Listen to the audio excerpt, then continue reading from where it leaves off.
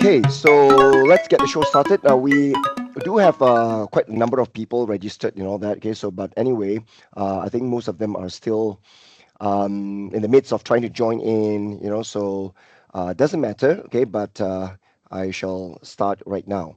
So I think you guys can see my screen here. So what you are looking at is actually my Microsoft Copilot, and I am a Microsoft Copilot Pro subscriber. So you can see that I've got a Pro label here.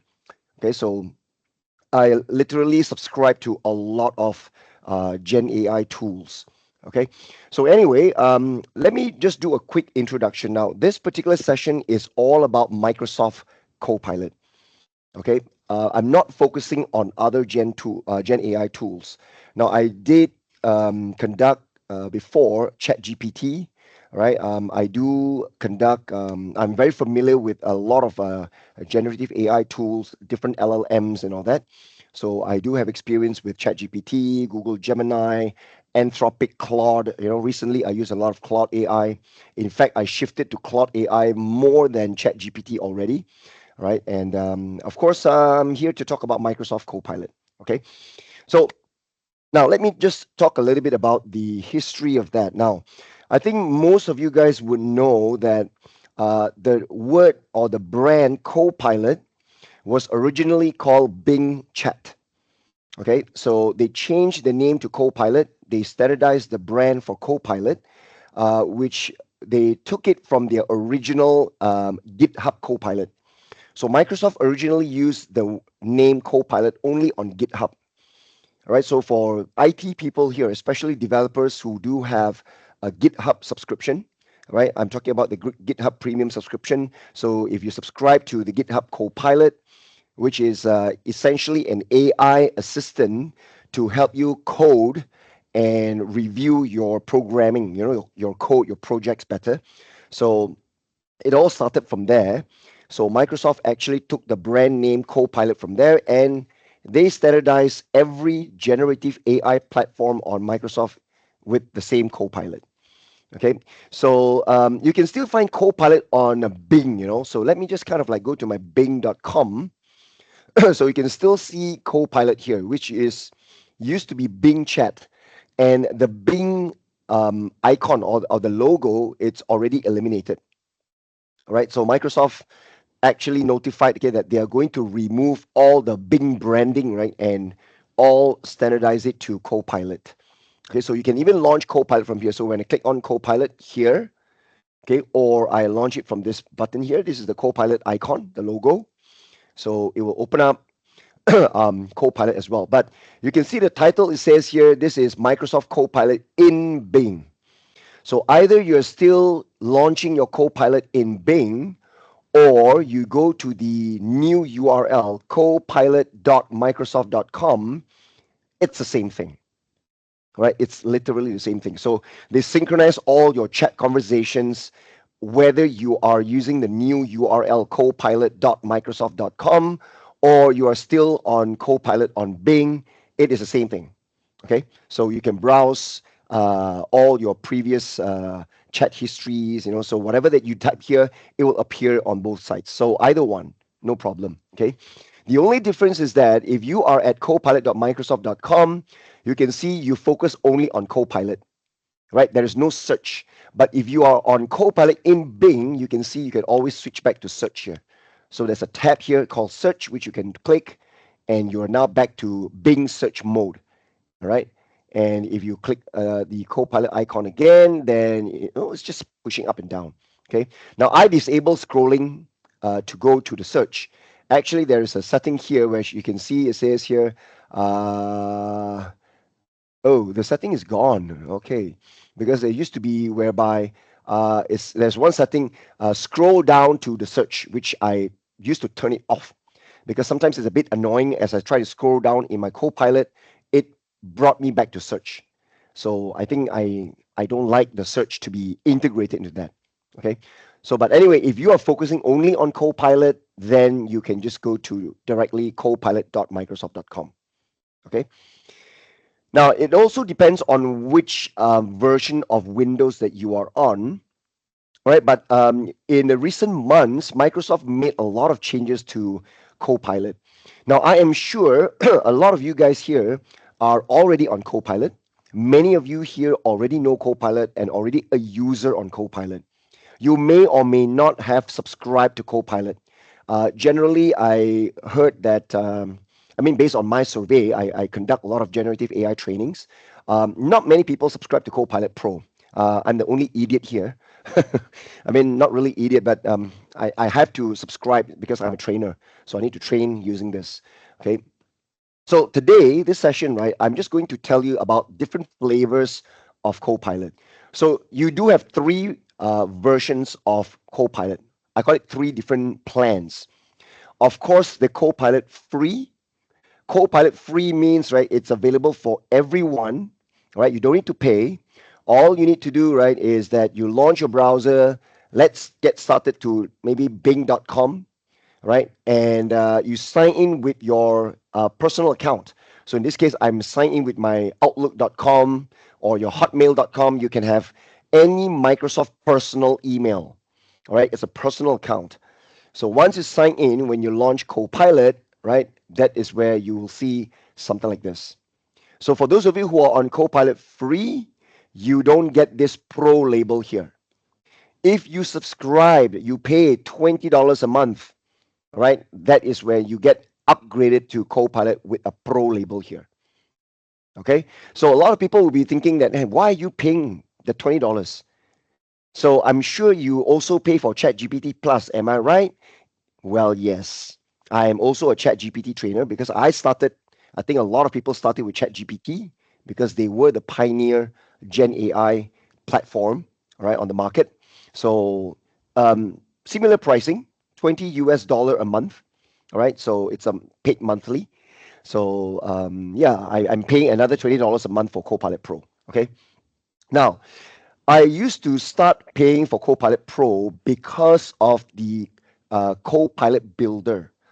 All right. So last month, Microsoft, actually a couple of months back, Microsoft announced the retirement of the custom Copilots.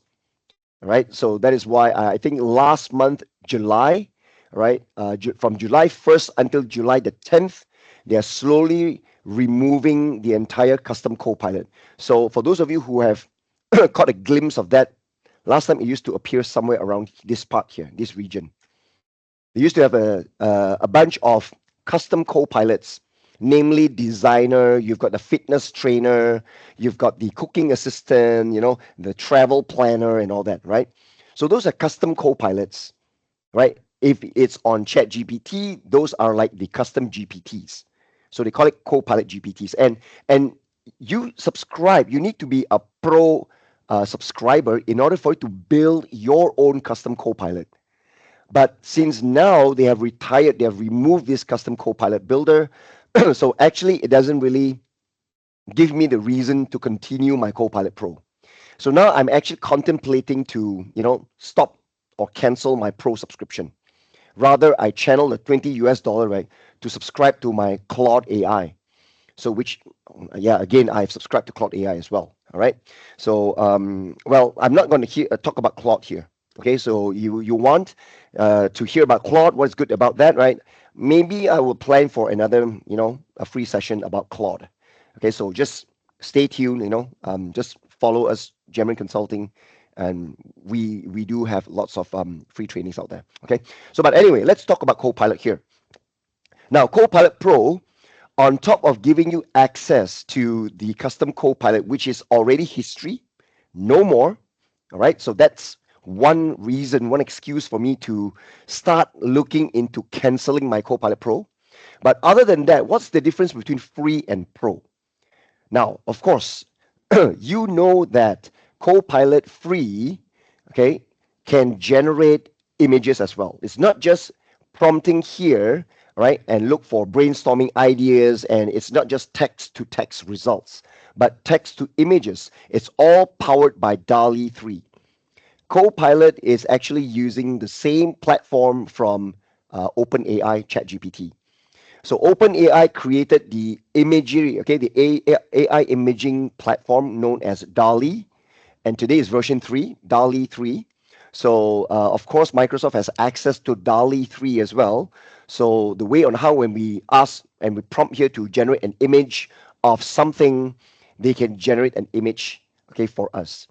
But even better than ChatGPT, because if you are on ChatGPT, when you want to use DALI 3 to generate your image, today ChatGPT can only give you one image, but Copilot can give you four images.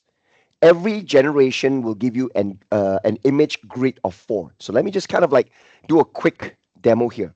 I'll just put here generate an image of a rocket powered car speeding um, on a road with sunflower fields on each side of the road. Something like that. Okay, this prompt just popped into my head. Okay, I'm not following a script right now. It's just kind of like popped into my head. So I'm just throwing out whatever that I came across right now in my head. So when I press enter, today they don't call it DALI, but Microsoft call it Designer.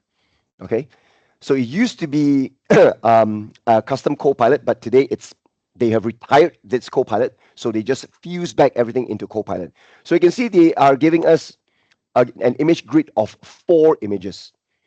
So Microsoft is really, really generous. And you can see at the bottom here, they say Designer. So it's Microsoft Designer, but powered by DALI 3. Okay. And now you guys can see this. What makes the difference between free version and my Copilot Pro? Copilot Pro gets 100 boosts. We need to use a boost to generate an image. So that means I get to have 100 image generations per day. This is refreshed every day. I get 100. Free, you get only 15. Copilot free, you will get only 15. And every generation will deduct one. It's like a credit for you to, they call it boost.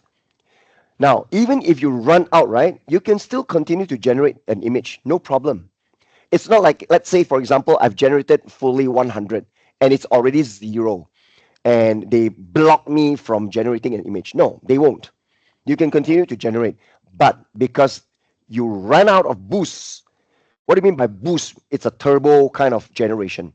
So if you run out of boost, you are still allowed to generate an image, but it will take slower, longer time to get the result. I tried before during the time when I was Copilot free, right? That time I was yet to subscribe to Copilot Pro. I only get 15. Right, so I quickly ran out of 15 boosts, you see. So I tried again to generate an image, and yes, it took me seriously very long. It took me, I think, around 7 or 8 minutes, 7 to 8 minutes compared to the usual in the matter of seconds. Right, so if you ran out of boosts, you can still get the image, but yeah, wait in minutes and not in seconds. Okay, so you can see that I've got an image grid of four images which I can choose from. So when I click on it, they're going to bring me to Bing Image. It used to be called Bing Image Creator. Today they rebrand it. They call it Copilot Designer here. Okay, so you can see that they try to adhere to my prompt. My prompt says a rocket-powered car speeding on a road with sunflower fields on each side of the road. It adhered to that. The rocket-powered car is here, but somehow or other they would have elements that is extra. For example, there's another rocket, blasting off to the sky. If I go to the next image, this is much more like it. This is really a rocket, but it doesn't look to me like a car. It looks like a shuttle to me, but it's on a road. Sunflower fields on each side of the road, much better. Another one, good, okay, no problem. Another one as well. This one looks more like a rocket-powered car. There's the shape of a car, and yeah, sunflower fields on each side. Okay, so one thing good about this is that in Copilot you get an image grid of four. This is the same um, style, right? With, let's say you use third-party tools, okay, imagery tools like Midjourney, Leonardo AI, right, and any some other famous imagery tools out there. Okay, so today there are many more out there. Today you've got like Kling AI, you've got Vidu by Baidu, so many other tools out there for text to imagery. Okay, but anyway, the first difference that you can see from here: free, you get 15 boost. I'm on Copilot Pro, I get 100. And these are all refresh per day. Okay, that's number one. Number two difference. Now, today, I don't know why, it's just within this week or two, I realized even my Copilot Pro used to be there is a difference between Copilot Pro and free. Let me click a new topic, begin a new topic here. When I scroll down, you can see that you are able to choose a conversation style. So now, used to be for Copilot Pro, there is also something big, some differences here. Let me zoom in here to kind of like share to you. Okay. Wait, hang on. Zoom in like this. Okay. Now this part here, let me just kind of highlight here. Okay. Now, used to be, this is a Copilot free display. Even if you're on Copilot free, right, you get to choose between more creative, more balanced, or more precise. But if you subscribe to Copilot Pro, you will get this. The word more here used to be labeled, hang on, this one and this one. This more, right, used to be labeled as, hang on, used to be called fast. This more here used to be labeled as GPT-4. This is the same. Used to be labeled as GPT-4. That is if you are on Copilot Pro. But recently, I'm still on Copilot Pro, but I think Microsoft removed that indicator. And whether you are Copilot free or Pro, you are now back to the same thing. Just say more creative, more balanced, or more precise. And if last time on Copilot Pro, if especially when you are like now, I'm on more creative here, right? At the bottom here, under more creative, I do have a switch which allows me to switch between the standard GPT-4 or GPT-4 Turbo mode. I get to switch GPT-4 or GPT-4 Turbo. But I understand now the reason why Microsoft standardized this again, so that they know already that everybody should know by now that if you choose more creative or more precise, confirm they are using GPT-4. Except if you choose more balance. If you choose more balance, you are down to GPT 3.5. Right? So for those of you who don't understand what is this, right?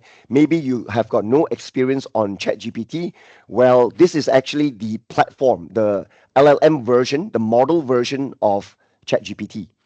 So model version of ChatGPT, right? It's either 3.5, 4, or today 4.0.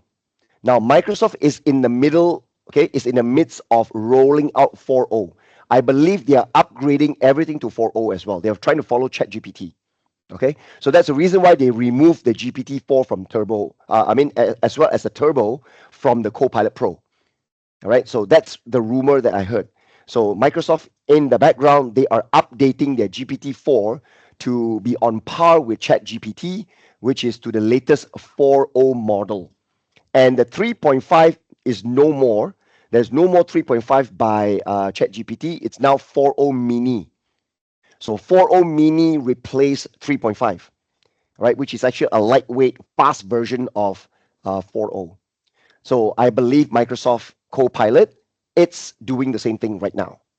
Okay, it's happening as we speak. So that's the reason why you don't see the labeling of GPT-4 both sides.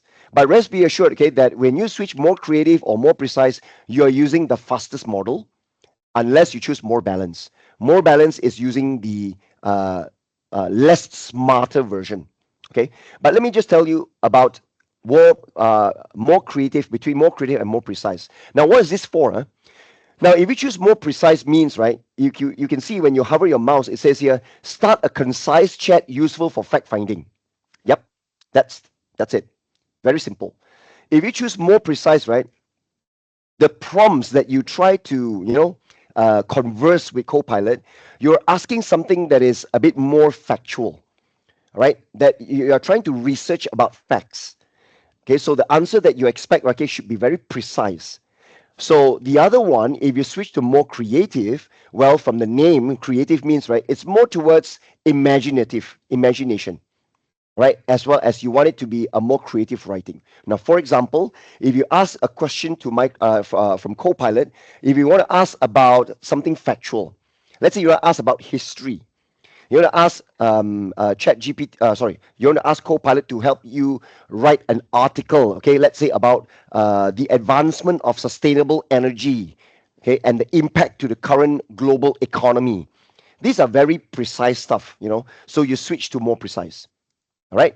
But if let's say you want to get Copilot to help you brainstorm for content of for a novel, you try to get some ideas, okay, on what to write, okay, about a novel, or you want to write, let's say, a poem. You want to come up with some fanciful, designful kind of like writing. Then you choose more creative. But personal opinion, okay? To be honest, let me tell you this. I use more creative most of the time. I hardly switch to more balance. At the same time, I hardly switch to more precise.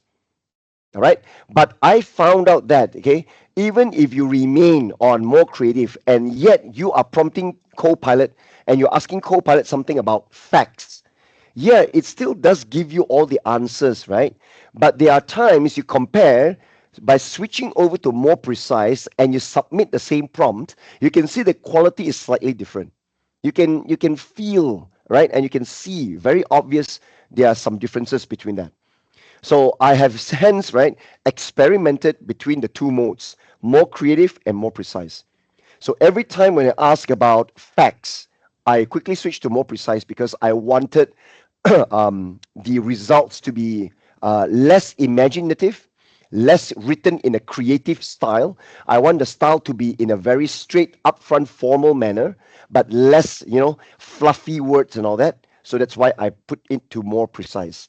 If you switch to more creative, right, the output results by Copilot are more fluffy. They sometimes use words, okay, which are, if you have experience with ChatGPT, I'm sure you understand what I mean, you know. So every time when I train ChatGPT, and when I compare it with Copilot, because they are both on GPT, so the quality of the output, it's a bit kind of like same. But recent months, okay, starting July onwards until today, I personally found out that Copilot starting to behave in a very awkward manner. I found out that the quality of writing, right? If I compare between ChatGPT, I copy the same prompt, I submit to Copilot.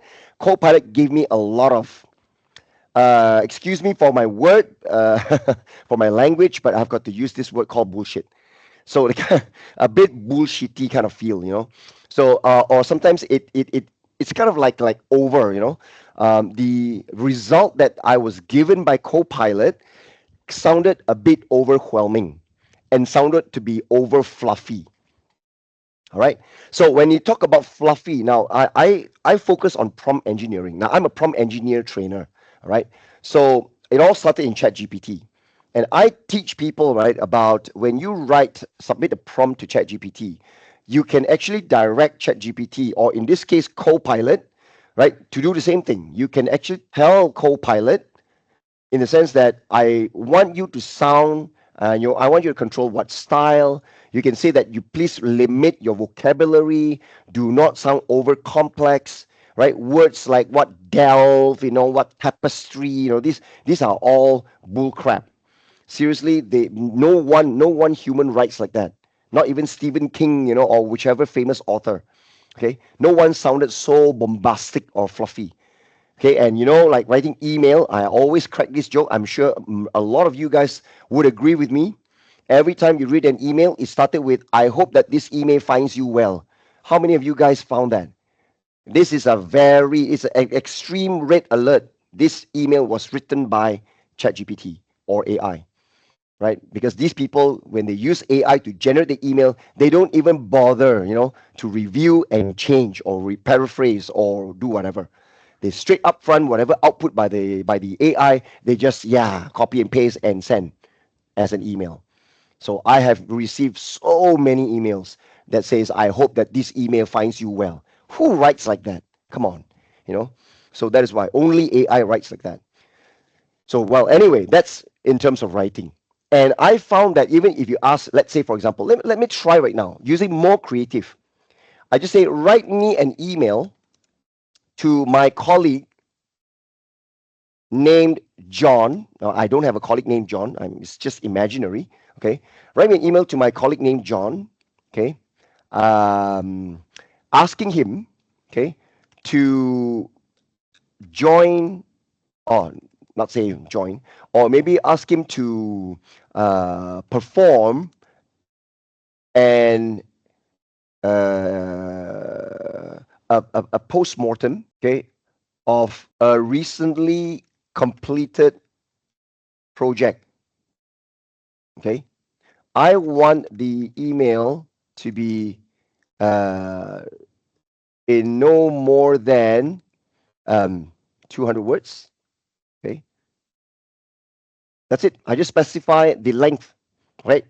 And I did not even ask Copilot, to limit your vocabulary, and please do not be over fluffy and whatnot. Let's see whether Copilot will be something like ChatGPT. Let me run this.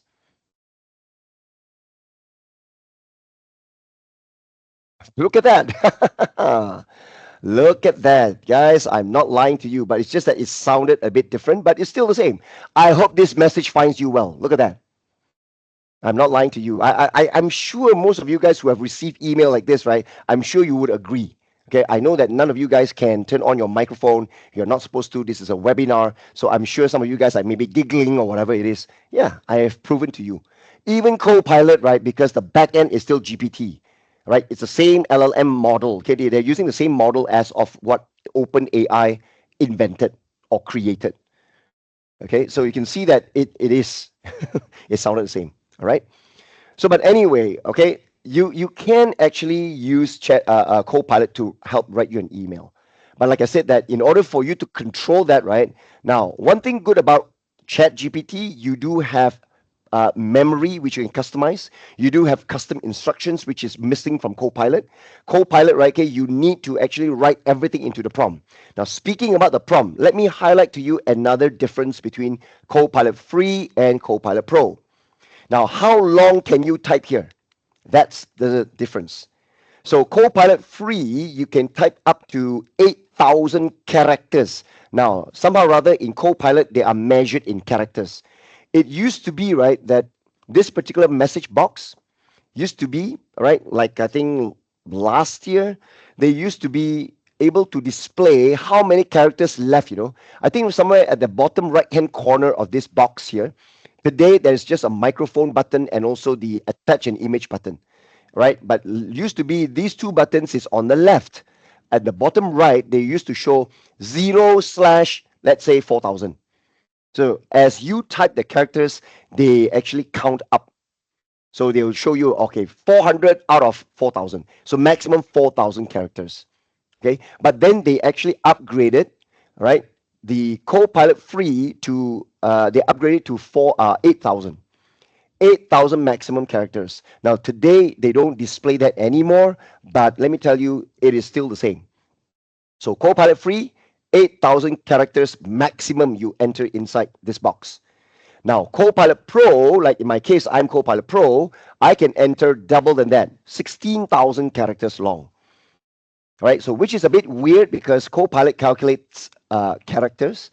If you are talking about ChatGPT, they are measured by tokens. They don't measure by characters. So, we call that a token window. How long the text that you can enter as a prompt, an input prompt. So if you are a paid ChatGPT Plus subscriber, right, and you're using the GPT 4.0, the maximum token window, the token context window there, right, okay, it's actually up to 64,000 tokens already, okay. Minimum also, even if you're on free, you are actually down to 16,000 tokens. 16,000 tokens, right, is different from 16,000 characters. Characters are every character that you punch in from your keyboard. You guys understand a character. But a token, like, okay, it may represent maybe a quarter of a word, right? So let's say, for example, sometimes 2 words consume maybe 3 tokens. So it's like a whole word. Standard wise, right? The measurement of token, it's one token, it's 3/4 of a word. Roughly put, 1,000 tokens equivalent to 750 words. Remember that. This is a standard tokenization for GPT model.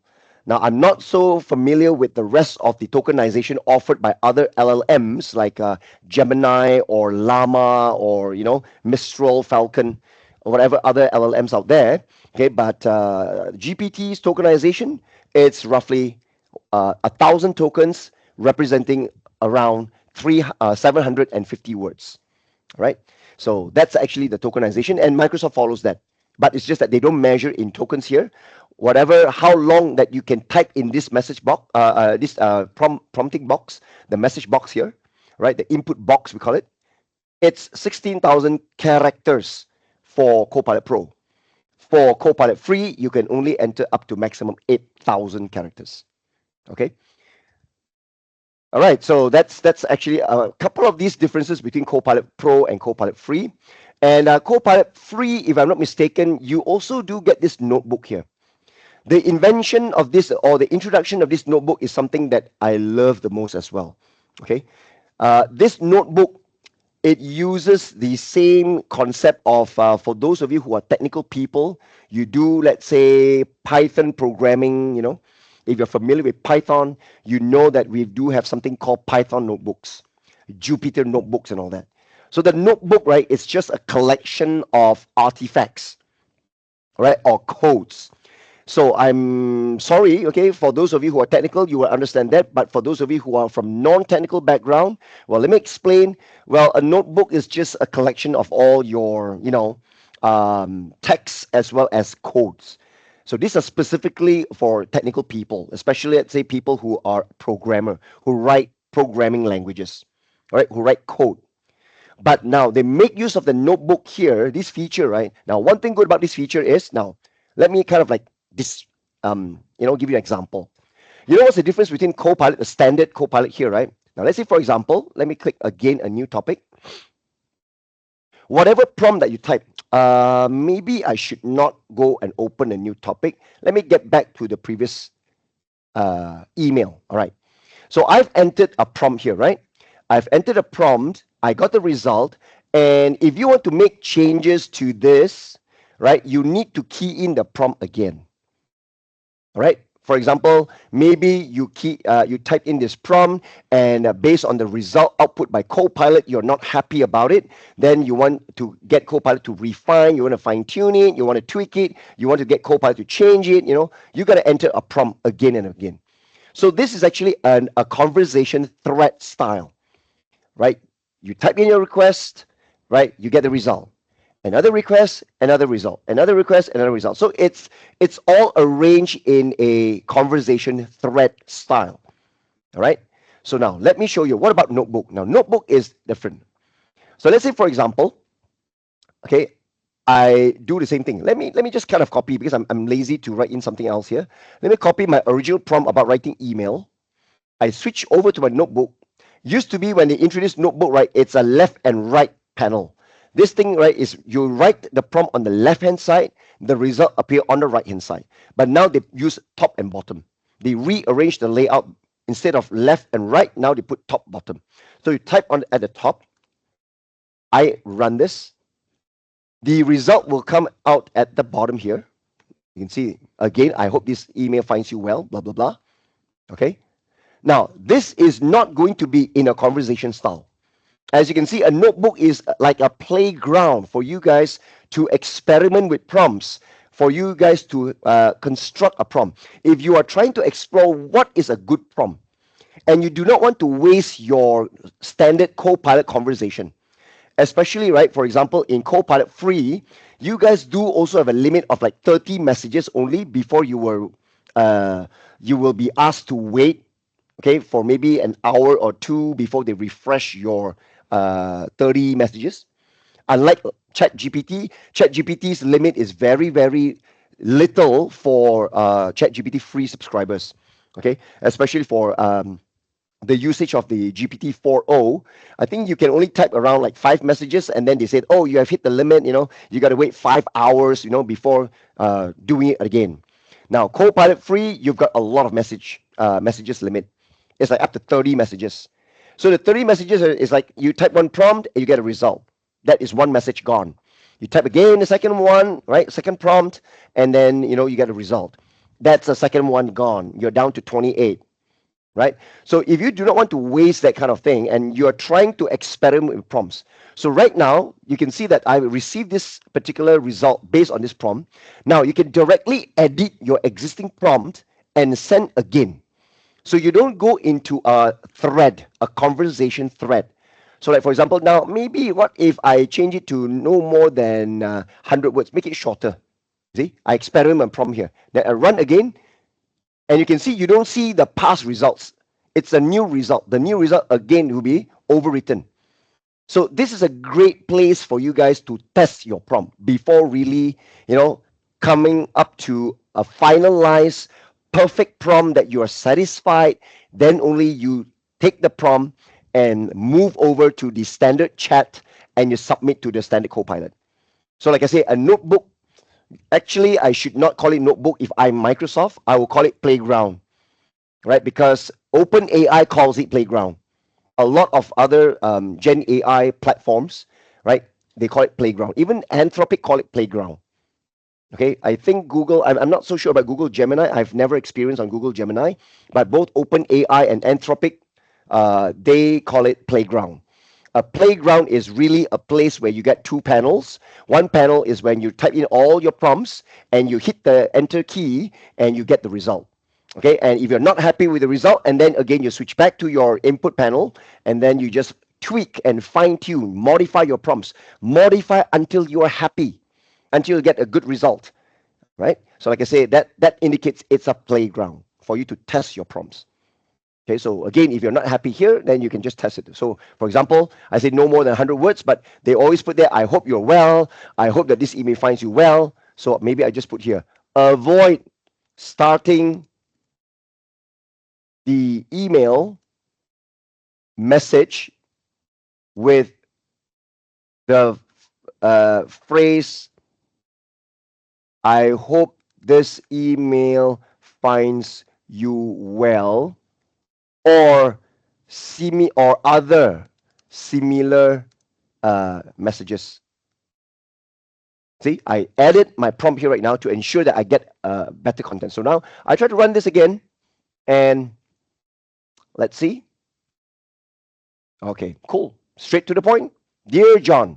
Dear John is good enough. You don't need to greet and all that. This is your colleague, It's not like every email you send to your colleague, your co-worker, working with you, you see him or her every day, right? And every email you say, I hope you're well, I hope you're well. Oh, can't you see that I'm well? Or can't you see whether I'm sick or not? Right? So there you go. So you can keep on, inputting new prompts, tweaking your prompts, and you do a test here. When you're satisfied, then you copy this prompt and switch back to a Copilot, and then you submit to the real standard chat here. That's the purpose of the notebook. Okay, because a lot of people sometimes when during my training, I get people ask me, hey, what's that notebook doing there? Huh? What is this notebook all about? Huh? A lot of people, when they come to here, hey, how do you use this? They don't know how to use this, you see, right? So unlike a standard chat whereby you can see every prompt you submit, you see the result. And the next time you submit a prompt, you can get new result. So this is a thread, okay? This one is actually a thread. So even if I submit a second prompt, right, you get a new result, you still can scroll back up to see the original result from the earlier prompt, right? Because it's an entire conversation thread. But a notebook, you don't see previous result. You keep on getting new results, overwriting the old results based on your newly crafted prompt or your newly refined prompt here. Okay, so that's the usage of a notebook. So again, actually, it should not be called a notebook. It should be called a playground, because notebook is supposed to keep multiple, various steps and all that. Okay, and of course, how long can you type here in this notebook? This one is way longer than the original standard chat. If I'm not mistaken, I'm on Copilot Pro. For Pro subscribers, right, you can type double than your standard one, which is up to 32,000 characters, right? So for Copilot Free, the notebook here, you can type double than what you have, which is 16,000. All right, free standard chat is only 8,000 characters, but here in the notebook is double because they want you to be able to write longer and longer prompts. So because this is a playground for you to test your prompts. Okay, right. So this is actually the Copilot that you get. Okay, on the browser. All right. I'm not going to talk so much about this Copilot on the browser. Whether you access it on Bing or you directly access it on the new copilot.microsoft.com URL, it's the same thing. And of course, one thing good about this also, let me kind of like mention about plugins as well. There are plugins here, various plugins that has been around since the beginning. You've got plugins for Instacart, Kayak, all these are for, shopping, search for trips, planning, hotel reservation. And one thing I like about that, okay, is the Suno. There you go, my Suno plugin. The Suno plugin is how you can be a songwriter, a music composer, and a singer all in one. And you can do that within a minute. Okay, so okay, I've got one question. Thank you so much for your question. Izam asked, do notebook have limit of how many times we can send a prompt? There's no limit on how many times you can send a prompt for a notebook. If I'm not mistaken, right, for Copilot free, you may have a limit of, again, maybe 30 again, and it's a different limit from the standard chat. For Copilot Pro, I have never reached any limit yet. Okay, even last time when I was a free subscriber, before I subscribed to Pro, I already got Microsoft already introduced notebook feature already. I tried the notebook. I think I prompted so many and I've tweaked, but I don't think so. I ran out of 30. I never hit the 30 messages mark. So the only limit that they impose is on the characters, how long you can type only, but not on the number of messages. Okay, so the notebook has got. I think that should answer it lah. Okay. All right. So do keep the questions coming in. Okay, just type into the meeting chat, and once I see your question, I will answer it readily. Okay. Thank you so much. Now let's talk about Suno. Now Suno is a third-party AI tool. Used to be I subscribed to Suno on the Discord channel, on a Discord platform. All right, just pretty much like Mid Journey, the text to image platform where you can generate images, right? One very famous pioneer of image generation called Mid Journey. They are all from Discord. So Suno was on Discord. It is still on Discord. But once Microsoft partnered with Suno, you are able to use Suno directly without having to log into Discord on your Copilot. So let me kind of like share my computer sound so that I make the music and you guys check it out. Okay. Now remember, Suno, you have to turn on this plugin, but if you choose more precise, you can't turn it on. You can see I click, click, click, click, click, click, click here. It doesn't turn on because I'm on more precise. Because it's music, it's art. You want to generate image, you want to generate music, all that, you must switch to more creative. For creativity, so now I can turn on the plugin for Suno. Okay, so hang on, Suno. I kind of like, whoops, wait, let me click new topic again. Okay, now turn on. So now it's on here. Okay. Yep. So Izam says you have used Suno before. Just want to check if we use it for YouTube, TikTok. Does it flag for copyright? No, not really. But do take note, okay, that the song that is generated by Suno is only a minute long. So which is really nice, just nice, okay, for TikTok. Okay, because short videos that you want a music and all that. Yeah. Okay, so there is no copyright thing. Remember, anything that is AI generated, how do they, kind of like, they're not subjected for any copyright issues yet, right? Because it's AI generated. The reason why we want to use AI to generate images and all that, because we want to avoid paying for copyrights. So let me give you an example. Okay, let's say you're marketing. Now, even my marketing team, right? Last time used to subscribe to, let's say, Tumblr or Photo Bucket, or this kind of, photo services. You subscribe to that, you pay for copyrights. They have got thousands of photos which you can use it because you paid for the copyright. You can use those photos in your brochures for marketing campaigns, because they paid those models, they take the pictures for them, right? So, but today with the advancement of generative AI, people started to use, AI image generation, so that they don't no longer subscribe and pay for copyrights for those photos with real humans and all that, because even humans appear in there. They are all AI generated. So that is why even Photo Bucket right now also, switch to AI.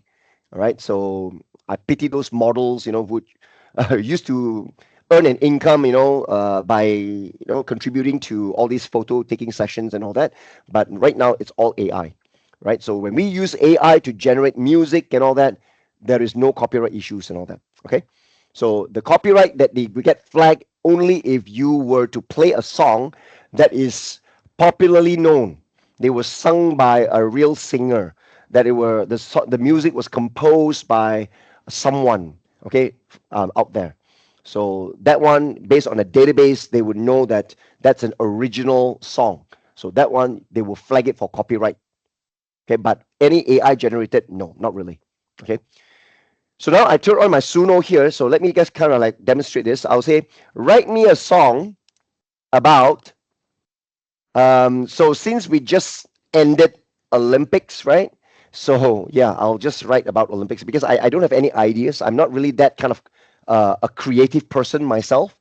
So I just say, write me a song about winning is not important, okay, but participation is more important. Or my English is so bad today. I'm supposed to craft it like participation is more important than winning. It should be in this manner. So write me a song about participation is more important than winning. Full stop. Okay. It should be a R a pop song sung by a female singer. All right. So let me just run this, and you can see that Suno is going to be contacted. You see, they are using the plugin called Suno. That's an icon of Suno. They are using Suno, and they will actually write a lyrics, okay, a short song lyrics, and they give the song a title, and in the same time they generate the music as well. As you can see, the lyrics are ready. This will be 2 verses only. You see, powered by Suno. The title of the song is called "Just Show Up." Right? And now they're just waiting for the music to be composed and fit it in. And let's wait. I've shared my computer sound, so when I play the song, you guys should be able to hear it. So you can see these are the lyrics. I wake up with a smile, ready for a brand new day, blah, blah, blah. The only thing that I do not like about the Suno plugin inside Copilot, right, is that you cannot submit your own lyrics and get Suno to use your lyrics and write a song for it. Okay? So, but because if I use the original Suno platform on Discord, I can actually write my own lyrics. I submit my own lyrics to Suno. I force Suno, don't write me a lyrics, use my lyrics. You just need to generate the music, okay, and then fit my lyrics into the music and play me the song. But Copilot does not do that. They are not able to do that. So the lyrics must be generated altogether. So let me just, the song is ready. Let me just click on this button. I wake up with a smile, ready for a brand new day. Doesn't matter if I fly. Okay, enough. All right, you guys can hear that, right? Okay, so you can see that it's just within a couple of seconds or maybe a minute that it just generated everything.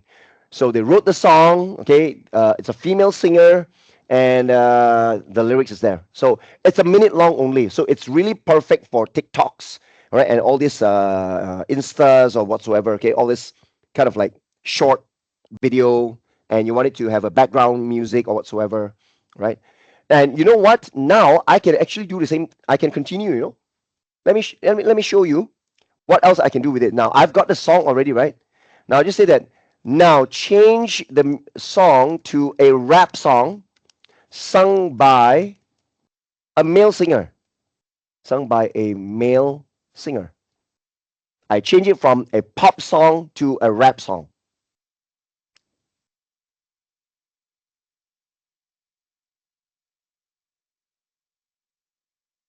Ism says you can use suno.com, then you can use your generator lyrics from there, add music and vocal. Well, yeah, but that's not what I did.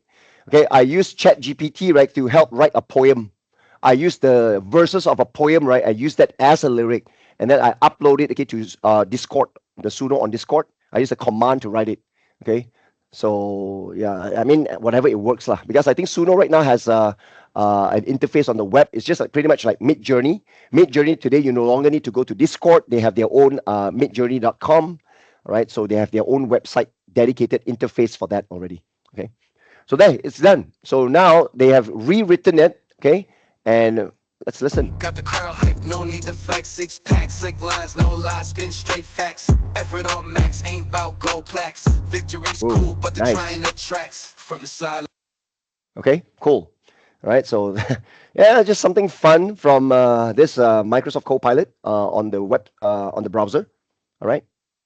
But I guess most of you guys, okay, are kind of like trying to find out more of not what the Copilot can do on the browser version. I'm sure most of you guys, okay, have used Copilot either free, or some of you guys are on Copilot Pro to a certain extent. Okay, now what I am supposed to talk about more, right, is the highest edition of Copilot, right, which is the most expensive version. I paid for Copilot Pro for $20 a month. This is charged to me a month.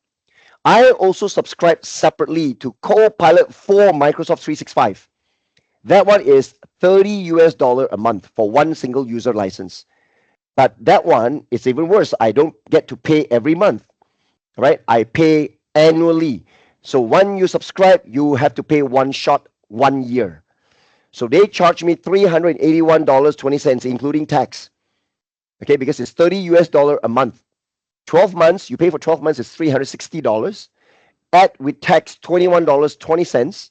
So US dollar, $381.20. I can remember that.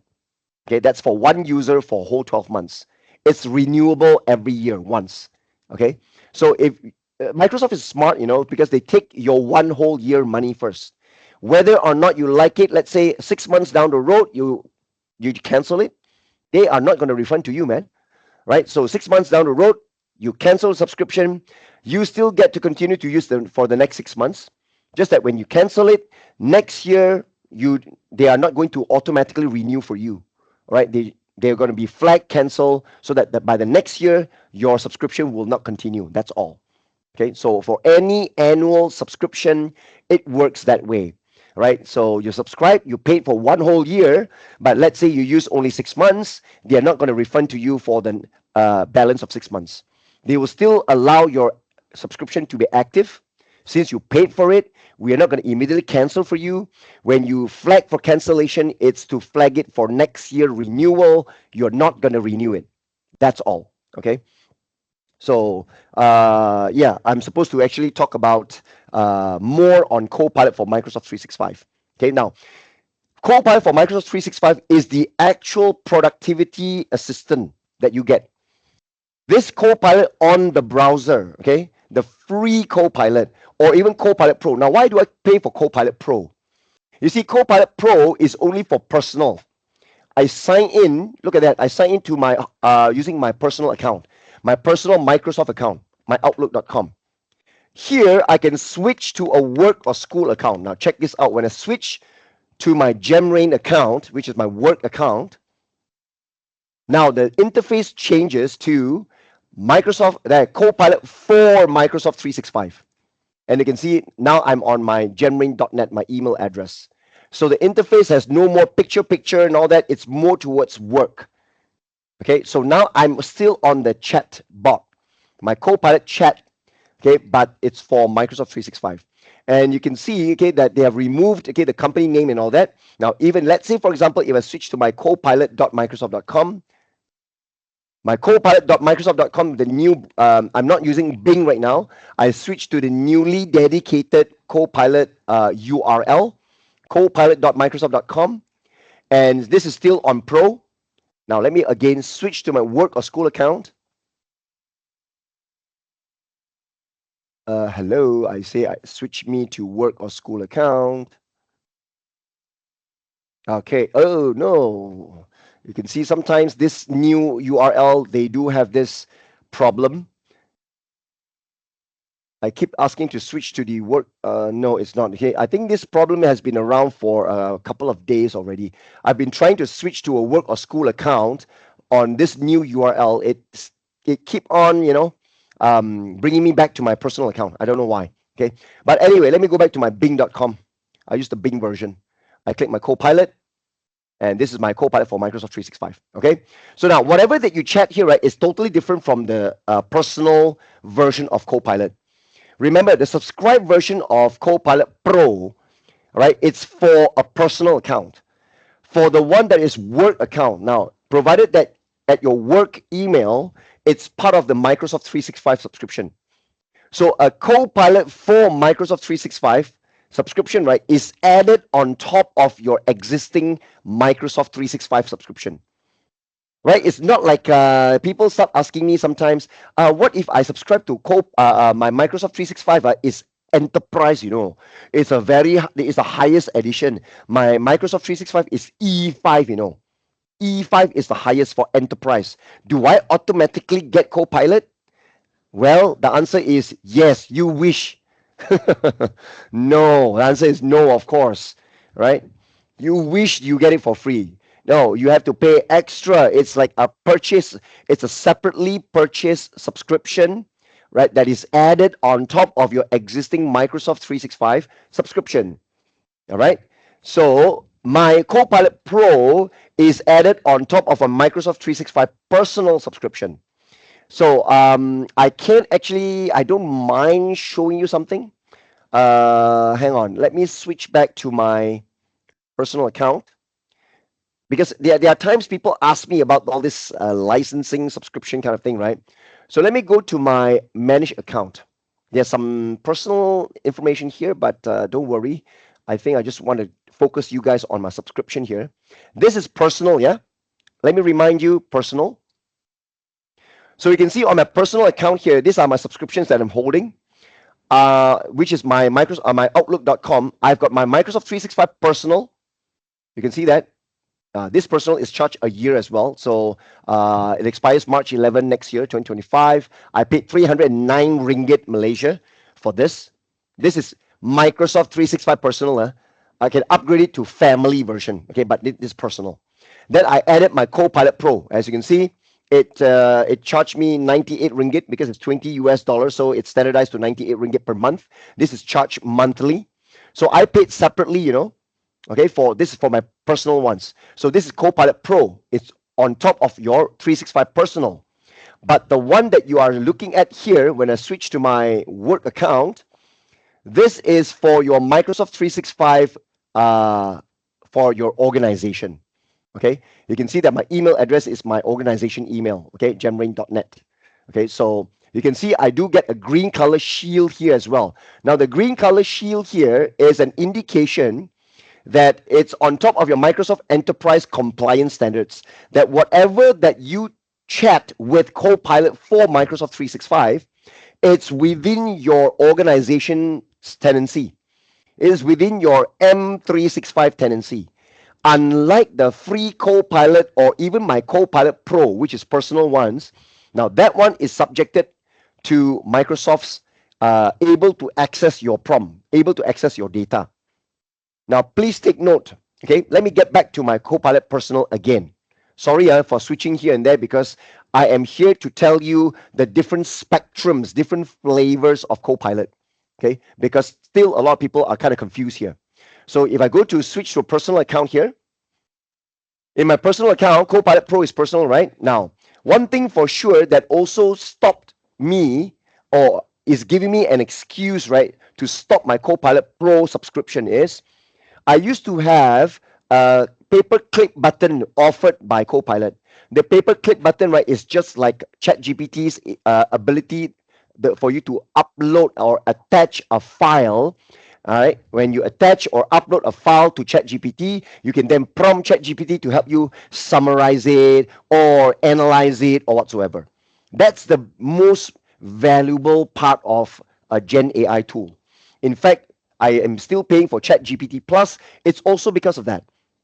I'm able to upload a PDF, right, and ask ChatGPT to help me summarize it, right, and or maybe I can upload an Excel file, or I upload a CSV file, and I get ChatGPT to help me analyze it, clean up the data for me, and suggest for me some key insights, help me build some charts, help me write a report, blah blah blah. That's what I wanted to do, right? But in ChatGPT, right, there is at least a setting which is improve, okay, help improve the model for everyone. I turn it off for data privacy purposes, because the major concern right now is anytime that you type a prompt, even let's say you don't upload a file, but you might be constructing a very long prompt, and inside the prompt, right, you will mention some private or some confidential information, part of your prompt, because you want ChatGPT to know more about your work or whatever. Now, do you know what? If you turn on that particular setting in ChatGPT, again, I'm talking about ChatGPT now, okay? If that setting is on, OpenAI has the rights, has the permission to, by default, take your data, right, and then upload it or actually submit it to continuously improve their GPT model. Now, in Copilot, Microsoft, we don't have that setting.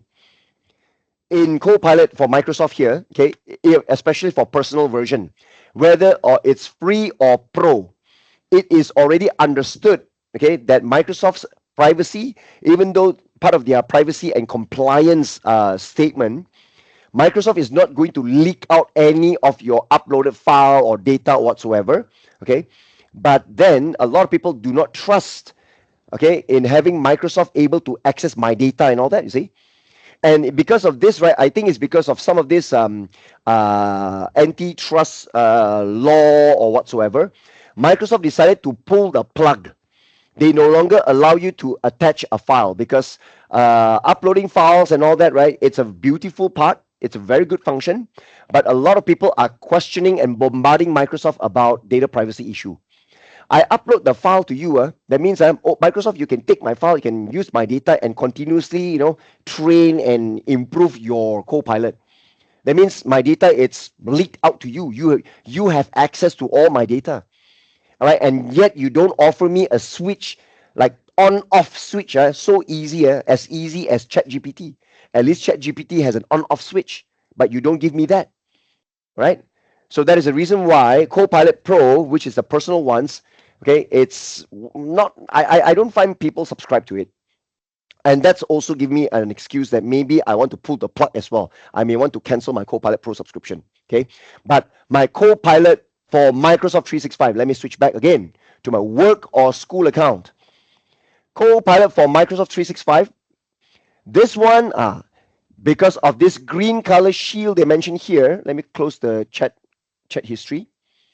This shield here, right, is actually mentioning about whatever files that you upload now. This one, they do have a paperclip button. Can you see? The paperclip button here allows you to upload your files, or you can reference a file.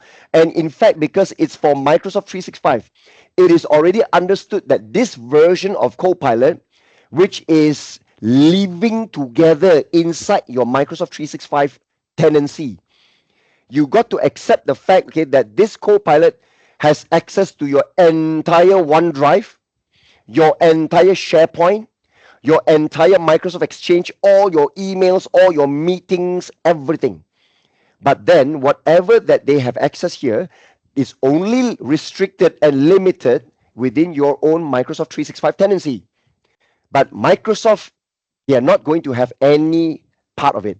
Microsoft is not going to have any access to it, because every time you subscribe to Microsoft 365, you are protected, okay, by their governance and compliance, their own data privacy. They guarantee that each company subscription to Microsoft 365, you are within your own sandbox, your own tenancy. So your data is protected and only circulated and accessible within your tenancy, not outside of your tenancy. So this Copilot also operate within your tenancy. So at least something comforting. So that, let me share, kind of like share to you right now. If I put a slash here, you see, I can see all here. Now I can click on people. These are all my people in my company. I can go to files, and these are all my recently used files, right? Word, PowerPoint, Excel. They access all these right from my SharePoint or my OneDrive. Okay, meetings. These are all from my Exchange. What are the recent or past meetings? Okay, my emails. They can access all my emails, latest list of my emails, whatever. You see. So this is actually the real Copilot for work. Okay, it's not the Copilot that people access on the internet, the browser, under Bing.com. That's actually more towards personal, right? So again, there's a question: what difference Copilot Pro and Copilot M365? Again, let me remind you: Copilot Pro is personal. Okay, it's for personal subscription. Copilot M365 is you must have a Microsoft 365. Okay, under an organization, right? In order for you to add on to this Copilot. Right, you must have a Microsoft 365, either minimum business standard, business essential onwards up to enterprise. The one that you subscribe for Copilot Pro, right, is only for Microsoft 365 personal or family edition. Right, if you've got a minimum business subscription all the way to the enterprise version of your Microsoft 365, that is called Copilot for Microsoft 365. All right, that is where you have got a proper domain. Right, like in my case, my company, Gemrain Consulting, my domain is gemrain.net. Okay, so your Copilot for Microsoft 365 adds on to that. Okay, now your Copilot Pro, the one that is personal, right? Now remember this: when you sign into your Microsoft account, which is the Hotmail or Outlook.com, the personal email address, right? You may or may not actually subscribe to the Microsoft 365 personal. If you don't subscribe to the personal, you still have access to Word, PowerPoint, and Excel for free, right? Okay, and you also get your OneDrive personal, but the OneDrive personal storage is only 5 GB. That's the maximum size. If you subscribe to the Microsoft 365 personal, at least you got 1 terabyte. Okay, 1 terabyte storage for your OneDrive. Similarly to your enterprise or business subscription of Microsoft 365, it's at least 1 terabyte, but today for enterprise is 2 terabytes onwards. Okay, so that's actually the difference. So if you sign into your Microsoft 365, your personal email, I'm talking about Hotmail.com or Outlook.com, and you do not or you did not subscribe to Microsoft 365 personal, can I immediately subscribe to Copilot Pro or not? The answer is yes. You can only subscribe to Copilot Pro without having a Microsoft 365 personal. Okay, but then you only get to access the Copilot Pro on the website like this. You can only chat with Copilot Pro. But there is no embedded Copilot in your Word, PowerPoint, and Excel. You need to have Microsoft 365 subscription plus a Copilot Pro, then you got a subscription. Okay. So, okay. Could get us test do upload multiple PDFs with the above, try to combine and come with one PowerPoint 365 personal. Okay. Now you're talking about 365 personal, right? If you got 365 personal and you got your Copilot, right? Your Copilot Pro, you subscribe to that. So you are able to actually upload multiple PDFs and you want to kind of like combine and come up with one PowerPoint. Now, there is no way of actually asking it to combine or you can only ask it to reference. Okay. Now, provided you also need to understand your multiple PDFs you have to upload to your OneDrive. All Copilot working within your Microsoft 365 subscription, all files cannot be on your laptop. All right, and there's no uploading. Okay, the button, the particular what do you call that? The attachment, the paperclip button, right? It's only for you to reference a file. You're not uploading it, right? All files you created, even if let's say it's a PDF, right? You upload and store that minimum on your OneDrive. They can only reference files on the cloud storage, such as OneDrive or SharePoint, right? If it's locally on your hard disk, right? Sorry, no, don't have. That's how you get Copilot, because all these Gen AI tool is on the cloud. So files, data must be on the cloud, right? Files or data on your local hard disk are not able to do that. So don't worry, I'm going to try to demonstrate to you Copilot on Microsoft 365, how that can be possible, right? So this Copilot Pro works only with a M365 Personal. Now I've got a personal version of Microsoft as well, 365. But since I'm on a company version, right, I might as well use my company version of Copilot for M365. Okay. So even though, like I said, my personal account, my Outlook.com, my personal email, I do have Microsoft 365. Let me kind of like show you. If I go to Microsoft365.com, or you can just type office.com. This is the old URL, office.com. So this is my, you can see I've got my company branding, my Gemrain, account is all here, right? So, but I can actually now switch this to my personal. If I switch to my personal, now this shows that I've got my, you can see that I did subscribe to Microsoft 365 Personal with 1 terabyte of my cloud storage. Okay, so I do have access to Word, PowerPoint, Excel, and more than that, I got Designer, I got Clipchamp and whatnot. I can use this, okay, this version, or I can use my company version. All right. So Microsoft 365 include Microsoft Teams with Copilot too. Yes, if you have already Microsoft 365, like I say, when you add your Copilot, it lives with your Teams as well. So like for example, in my current Microsoft Teams, you see our current session, right? This webinar is also using Microsoft Teams, right? Let me drag this window over.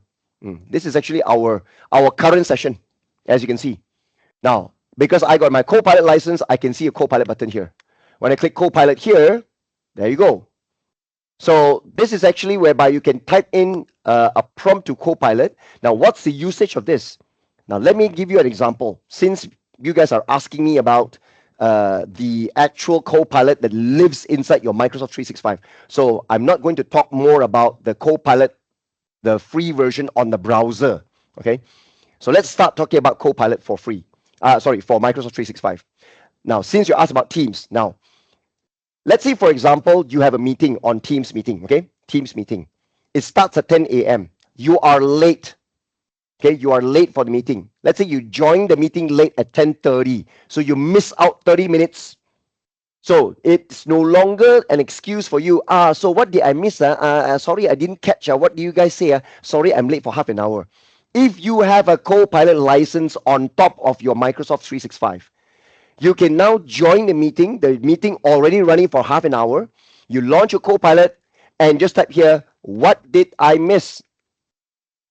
All right. It's the same thing as in recap the meeting. Usually people type there, recap the meeting. Okay, that's the straightforward prompt. But when you type, what did I miss? Copilot is going to check from the beginning of this meeting, starting all the way, okay, until now, until the current point. Because they are able to detect that you just joined in a meeting, okay, but the meeting has started half an hour ago, and provided that the meeting must be set up with transcription must be started. You must transcribe it, because transcription is the part whereby is together with the recording. If you record the meeting together with transcription, transcription is a process whereby they are going to generate text, okay, based on the speech provided. Whoever who spoke in the meeting, whoever speaks in the meeting, they will transcribe. As you can see, Copilot took a while to tell me that. What did I miss? You see, this is actually the output of my Copilot. It says here, let me zoom in here so that you guys can see better. You see, based on the meeting content, you missed the following key points. You see, they just say you missed. Introduction. Gerald introduced the session on Microsoft Copilot, Microsoft Copilot overview. You see, custom Copilot plans. Custom Copilot's retirement, Copilot plans and pricing. See that? So all of that has a citation. You see that all these numbers, right, point to the transcription of minute number 644. You see, this one point number 4, right, when I talk about custom Copilot retirement, it's minute number 821. Can you see that? So this is actually what you can get. right? So you can see that they also offer you suggestion, recap meetings so far, or list action items. So the Copilot for Teams, right, is great, okay, for people to help recap the meeting. Now, the recap the meeting is not just only the meeting during the time that it's running. Even the meeting ended, and let's say the meeting was last week, and you kind of like forgotten what has been said or mentioned in the meeting. So 1 week later, you can always go back to this Teams meeting, you reopen the meeting, and then you can just go back to the Copilot and say, can you help me recap the meeting? And they will generate the meeting again. And based on the transcription, because the transcription is what makes Copilot understand what has been mentioned, what has been said in the meeting so far.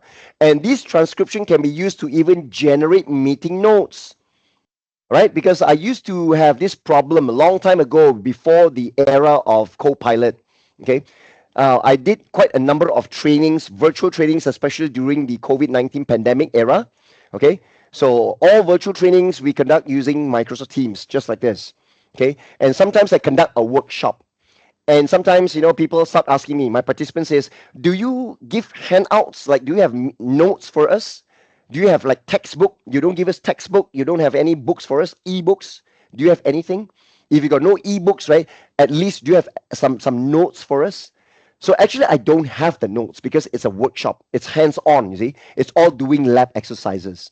But if you want notes, right, with Copilot today, I can get Copilot to generate the meeting notes. Okay, so the meeting notes are generated because of transcription. So I can immediately show you my transcription right now. As I'm speaking, they are transcribing as well. I click more here, you can see record and transcribe. See, so I have started recording this session. This session has been recorded. You see, right now it says stop recording and stop transcription, meaning to say that it has been recorded, it's running still, and I'm going to show my transcript right now. Look at that. This is actually the transcript. Can you see that, it is generating, and it is transcribing whatever I am saying. So this is the part where Copilot uses this transcription, or so-called the transcript. Whoever speaks, it will be transcribed, and they are kept by Copilot. So Copilot knows what's going on in the meeting, who mentioned what, who needs to do or perform something. That is how you can actually get Copilot to list out the list item or action items. Okay, what would be the key action items for a particular participant, or who actually attended the meeting, and who speaks the most in the meeting. Sometimes I can ask Copilot to show me a percentage of who's spoken the most in the meeting and show in descending order the percentage of the most, the person who talked the most in the meeting. Okay, so that is actually how the Copilot works here. All right, so the Copilot button, it's really useful for you to recap the meeting. Usually we use that for the recap purposes. Okay, so okay, how about languages recordings? Example, okay, BM or Mandarin. Okay, now so far the transcription are all in English, but Microsoft is in the midst of rolling out. I'm not so sure whether this month August update they have, because I don't go and read what's new every month. I used to keep track every month. Actually, I do get emails every month on the latest monthly updates on Copilot. I do have an email from directly from Microsoft, but sometimes I'm so busy I don't bother to go in and read and all that. Okay, so I'm not so sure whether have they rolled out this yet. But as far as what I know so far, it is only in English. Transcription, if you speak in Malay or you speak in Mandarin or any other languages, not as yet. But like I say, it's in the works. Microsoft is working on it. Okay, and if I'm not mistaken, maybe I'm wrong. Maybe Microsoft has rolled out at least a couple of other new foreign languages other than English. But let me check it out later on. Okay, but so far, what I know, it's only English. Yeah. Okay, so let me just take another question here. Will Copilot be able to access files or data on the cloud despite the current user doesn't have access to those folders or files. In other words, does Copilot stick to the permissions? Oh, yes. If you're talking about SharePoint, definitely. The default Copilot accessibility to your to only first of all OneDrive. That's number one. Okay, because Copilots are deployed per user, right? If let's say you're talking about the Copilot for Microsoft 365 in an organization, how many people you want them to have licenses? You need to buy. You need to purchase per head. It's per user, you see. So that's the reason why when Microsoft introduced Copilot for Microsoft 365 earlier at the end of last year. Okay, I think they introduced that in October or November last year, right? They announced there's an MOQ, there's a minimum order quantity, minimum purchase amount of 300 licenses. Everybody was taken aback, say what? One license is 30 US dollar. Minimum order, you must purchase 300 licenses. That's 9,000 US dollar, right, per month. And furthermore, you don't pay per month, right? Microsoft will take one whole year. It's an annual commitment. So one user, let's not count the tax. Let's not include the tax. Let's just count 360 US dollar, per year for one user. You take $360, you multiply by 300. That's your amount of investment, extras that you pay. So it's per user, you see. So since each user has their own share, the OneDrive, so your Copilot automatically accesses all your files in your own OneDrive. Plus, they will also be able to crawl all SharePoint sites. But like I said, the user permission, okay, is security trimmed, obviously. Whichever sites that the user has access to, or whichever document library or whichever folder in the document library, whether you have permission or not, the security, they are actually compliant. Okay, they comply to all this. So there is no worry about do they follow the security or not. Obviously, they have to lah. Right? It won't make sense that I can use Copilot to bypass the security and I can still access the file that I originally do not have access. I can use Copilot as a backdoor to bypass the security concern. Microsoft is not so stupid to do that lah. Right? So Copilot will abide to every governance and compliance here. Okay. So the scenario: meeting organizer. You don't have a Copilot license. I don't understand. Pizu, you asked about meeting organizer, which you don't have a Copilot license. The attendee has Copilot license. Will the attendee still be able to ask? Oh, okay. You're talking about the organizer doesn't have a Copilot license. Okay, sorry. I'm just trying to read from here. If the organizer doesn't have a Copilot license, will the attendee still be able to ask a tenant to generate summary for what have they missed? Okay. Now, this is a very good question, yeah? The organizer must have a Copilot in order for it to have this transcription ability. All right, remember, for those of you who do not have Copilot license, right, you know that when you organize a meeting, you only can start recording only, correct? They record voice and screen sharing, that's it. But there's no transcription ability. So that is why if the meeting organizer is a person, okay, that has no so-called license, and the attendee who has the Copilot license, only during the meeting, yes, okay, remember this, during the meeting, while the meeting is running, you can launch a Copilot and ask directly. If the meeting ended, and after the meeting ended and you want to go back to the meeting and prompt Copilot again to recap or whatever, so sorry, no, you can't do that. Okay, so that's a very good question, because there's a reason why. Let me tell you, under our condition here, there's a reason why all meetings for these webinars, all that, I'm not the creator, but I'm still labeled as the organizer because my logistic team, my operation people who creates this, they're the original organizer. I always ask them to add me into the co-organizer list. So I will be part of the organizer. Because when I'm a co-organizer, I can modify meeting options. And at the same time, I can control my record and transcription. I can start transcribing. You get what I mean? Okay. So if you are the organizer and you don't have the license, even the attendee has a Copilot license, the attendee can only talk to Copilot from Copilot during the running of the meeting. Now, this is also part of the parcel of, let me show you, since you are asking about this, an excellent question here. Let me show you my meeting options. There's one meeting option that you need to pay attention, which is at the very last, recording and transcript. Look at this. Today, they've got this, allow Copilot, right? Whether only during the meeting or during and after the meeting. If you said during and after the meeting, make sure that you must have transcription. And the only way that you can get transcription, right, is that you must have a Copilot license for the organizer. Okay? If the organizer does not have a license, attendee may or may not have. Attendee doesn't matter lah.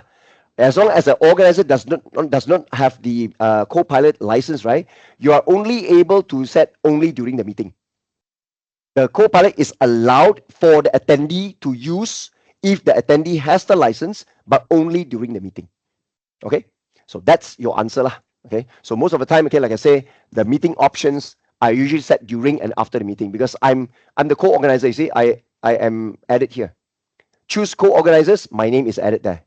So I make it a point, okay, that most of the time, I made it a point. I told all my operation people who are the original organizer of meetings and webinars and team sessions, right?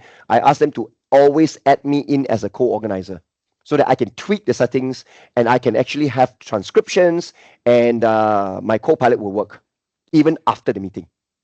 All right. Okay. Jesus, that's your answer there, right? All right. So yeah. Now, okay. Now I'm going to do various demonstrations on Word, Excel, and all that. Okay. I've actually shown you how Copilot works and looks like in your Microsoft Teams.